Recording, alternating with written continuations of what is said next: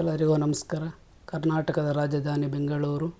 ಕರ್ನಾಟಕದ ರಾಜಧಾನಿಯನ್ನು ಬೆಂಗಳೂರನ್ನೇ ಯಾಕೆ ಮಾಡಿದರು ಅನ್ನೋದನ್ನೇ ಈ ವಿಡಿಯೋದಲ್ಲಿ ನಾವು ಮಾಡಿದ್ದೀವಿ. ಸ್ಕಿಪ್ ಮಾಡದೆ ಎಲ್ಲರೂ ಸಹ ಈ ವಿಡಿಯೋವನ್ನು ನೋಡಿ ನಿಮಗೆ ಯಾಕೆ ಬೆಂಗಳೂರನ್ನು ನಮ್ಮ ಕರ್ನಾಟಕದ ರಾಜಧಾನಿಯನ್ನಾಗಿ ಮಾಡಿದರು ಅನ್ನೋದು ನಿಮಗೆ ಗೊತ್ತಾಗುತ್ತದೆ. ಬೆಂಗಳೂರನ್ನು ಕರ್ನಾಟಕದ ರಾಜಧಾನಿಯಾಗಿ ಆಯ್ಕೆ ಮಾಡಿದ ಹಿಂದೆ ಹಲವು ಐತಿಹಾಸಿಕ, ಭೌಗೋಳಿಕ ಮತ್ತು ಆಡಳಿತಾತ್ಮಕ ಕಾರಣಗಳಿವೆ. ಅವುಗಳಲ್ಲಿ ಪ್ರಮುಖ ಅಂಶಗಳು ಹೀಗಿವೆ. ಮೊದಲನೇ ಅಂಶ, ಬ್ರಿಟಿಷರ ಪ್ರಭಾವ ಮತ್ತು ಮೂಲಸೌಕರ್ಯ. ಸ್ವತಂತ್ರ ಪೂರ್ವದಲ್ಲಿ ಅಂದರೆ ನಮಗೆ 1947 ಆಗಸ್ಟ್ 15 ಹಿಂದೆ ಪೂರ್ವದಲ್ಲಿ ಬ್ರಿಟಿಷರು ಬೆಂಗಳೂರನ್ನು ತಮ್ಮ ಆಡಳಿತ ಕೇಂದ್ರವಾಗಿ ಮತ್ತು ಸೇನಾ ನೆಲೆಯಾಗಿ ಬಳಸುತ್ತಿದ್ದರು. ಮೈಸೂರಿನ ಹವಾಮಾನಕ್ಕಿಂತ ಬೆಂಗಳೂರಿನ ಹವಾಮಾನ ಬ್ರಿಟಿಷರಿಗೆ ಹೆಚ್ಚು ಆರಾಮದಾಯಕವಾಗಿತ್ತು. ಅಂದರೆ ಬೆಂಗಳೂರಿನ ವಾತಾವರಣಕ್ಕಿಂತ ಬೆಂಗಳೂರಿನ ಹವಾಮಾನ ಚೆನ್ನಾಗಿತ್ತು, ಅವರಿಗೆ ವಾತಾವರಣ ಚೆನ್ನಾಗಿತ್ತು. ಇದರಿಂದಾಗಿ ಬ್ರಿಟಿಷರು ಬೆಂಗಳೂರಿನಲ್ಲಿ ರೈಲು ಸಂಪರ್ಕ, ರಸ್ತೆಗಳು, ಆಸ್ಪತ್ರೆಗಳು ಮತ್ತು ಹಲವಾರು ಕಚೇರಿಗಳನ್ನು ನಿರ್ಮಿಸಿ ಅಂದಿನ ಕಾಲಕ್ಕೆ ಇದನ್ನು ನಗರವನ್ನಾಗಿ ಮಾಡಿದರು. ಹಾಗೆ ಎರಡನೇದು ಆಧುನಿಕವಾಗಿ ಬೆಳವಣಿಗೆ ಏನೇನಾಯಿತು ಅಂದರೆ, ಮೈಸೂರು ಸಂಸ್ಥಾನದ ಅರಸರ ಕಾಲದಲ್ಲಿ ಮೈಸೂರು ನಗರವು ಸಾಂಸ್ಕೃತಿಕ ರಾಜಧಾನಿಯಾಗಿದ್ದರೆ ಬೆಂಗಳೂರು ಕೈಗಾರಿಕಾ ಮತ್ತು ಶಿಕ್ಷಣ ಕೇಂದ್ರವಾಗಿ ಬೆಳೆಯುತ್ತಿತ್ತು. ಇಂದು ಸಹ ಕರೆಯುತ್ತಾರೆ ಬೆಂಗಳೂರನ್ನು ಮೈಸೂರನ್ನು ಸಾಂಸ್ಕೃತಿಕ ನಗರ ಅಂತ. ಆದರೆ ಈಗ ಬೆಂಗಳೂರನ್ನು ಸಹ ನಾವು ಕೈಗಾರಿಕಾ ಮತ್ತು ಉದ್ಯಾನ ನಗರ ಅಂತಲೂ ಕರಿತೀವಿ.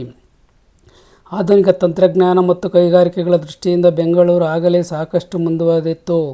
1947ರಲ್ಲಿ ಸ್ವಾತಂತ್ರ್ಯ ಸಿಕ್ಕ ನಂತರ ಆಧುನಿಕ ಆಡಳಿತಕ್ಕೆ ಬೇಕಾದ ಮೂಲ ಸೌಕರ್ಯಗಳು ಇಲ್ಲಿ ಈಗಾಗಲೇ ಇದ್ದ ಕಾರಣ ಇದು ಸಹಜ ಆಯ್ಕೆಯಾಯಿತು ನಗರವನ್ನಾಗಿ ಮಾಡಲು.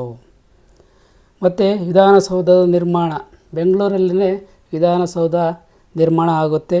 ಕರ್ನಾಟಕ ರಾಜ್ಯವು ರಚನೆಯಾದ ನಂತರ ಹೊಸ ರಾಜ್ಯದ ಆಡಳಿತಕ್ಕೆ ಒಂದು ಭವ್ಯವಾದ ಕೇಂದ್ರ ಅಗತ್ಯವಿತ್ತು. ಆ ಕೇಂದ್ರವೇ ವಿಧಾನಸೌಧ. ಅಂದಿನ ಮುಖ್ಯಮಂತ್ರಿಯಾದ ಕೆಂಗಲ್ ಹನುಮಂತಯ್ಯ ಅವರು ಬೆಂಗಳೂರಿನಲ್ಲಿ ಭವ್ಯವಾದ ವಿಧಾನಸೌಧವನ್ನು ನಿರ್ಮಿಸಿದರು. 1950ರಲ್ಲಿ ಇದು ಪೂರ್ಣಗೊಂಡ ನಂತರ ಬೆಂಗಳೂರು ಅಧಿಕೃತವಾಗಿ ಆಡಳಿತ ಕೇಂದ್ರವಾಯಿತು. ಆಡಳಿತ ಕೇಂದ್ರವಾದ ಮೇಲೆ ಕರ್ನಾಟಕದ ರಾಜಧಾನಿಯನ್ನಾಗಿ ಮಾಡಿದರು.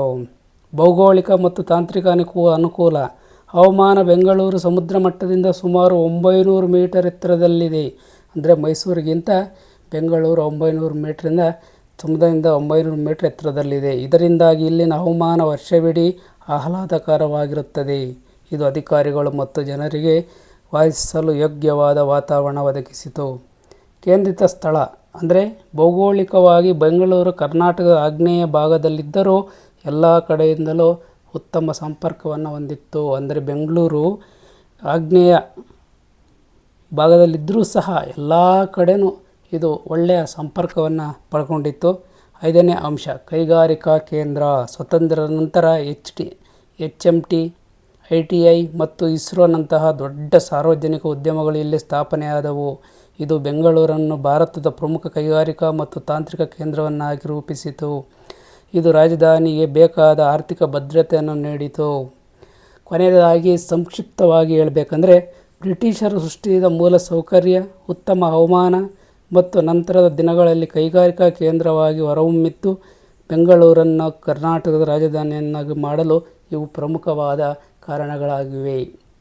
ಈ ವಿಡಿಯೋ ನಿಮಗೆ ಇಷ್ಟವಾದರೆ ದಯವಿಟ್ಟು ನಮ್ಮ ಚಾನಲನ್ನು ಸಬ್ಸ್ಕ್ರೈಬ್ ಮಾಡಿ, ಲೈಕ್ ಮಾಡಿ, ಶೇರ್ ಮಾಡಿ, ಹಾಗೆ ನಿಮ್ಮ ಮಿತ್ರರೊಂದಿಗೆ ಶೇರ್ ಮಾಡಿ. ದಯವಿಟ್ಟು ಧನ್ಯವಾದಗಳು.